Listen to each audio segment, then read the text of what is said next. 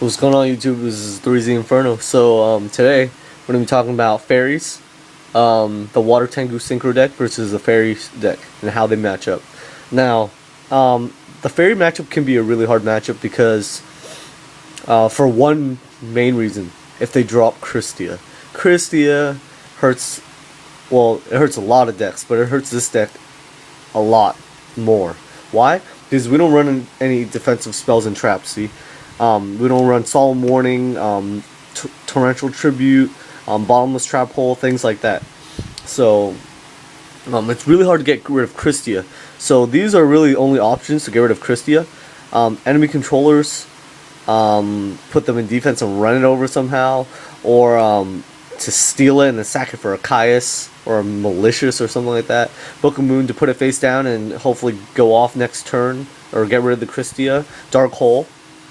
And Valor, just to do things like Valor, the Christia's effect, and then when it's if they declare an attack, you drop Gore's Trag, or if they're attacking your Dandelion face down, then you next turn tribute enemy controller, take the Christia, and do shenanigans with it.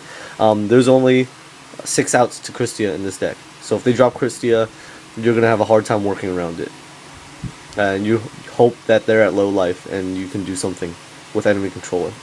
But otherwise, the Faerie matchup isn't especially difficult. You do want to Valor as much as possible. Valor their Earths. They're the Stratos effect. They search your deck for Hyperion. Oh well, they can't with Sanctuary, but without Sanctuary. But like they search their Jupiter and their Venus. So Valor is really useful in this matchup. So the Faerie matchup is sort of difficult sometimes because they can lock you down pretty nicely with Divine Punishment and things like that. So there's nothing really you have to play around in this matchup except Christia. Everything else is pretty straightforward. You play the deck like originally, like how it's supposed to be played and set up, then just do everything similarly. So we're going to draw a hand. Okay, oh, good hand. Summon Genix Undyne. Pitch Fishborg. Add Controller. Discard Treeborn to Graveyard. The special Fishborg. And then you are perfect. Look at that. You are at a very good, that is a very good opening hand against every deck. Yep. So the Faerie matchup is really, you just play normally. Siding, what do you side against the Faerie matchup? You side Thunder King Raios. These help you negate Christia's summoning. They help you negate Master Hyperion. They also negate Earth's effect to search their deck. So, and stops their dualities.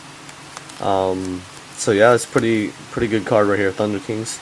Then you're in your Smashing Ground against another out to Hyperion and Christia, things like this.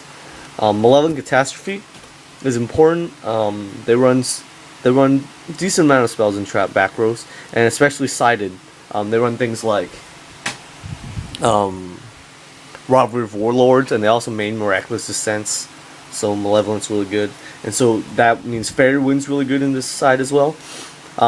If they happen to run Valhalla Sanctuary, which isn't likely, but they might, but it's also for the Robbery of Warlords and or Gozen match and the Miraculous Descents. I won a game today because the Faerie left me at 100 life points and I came back with it.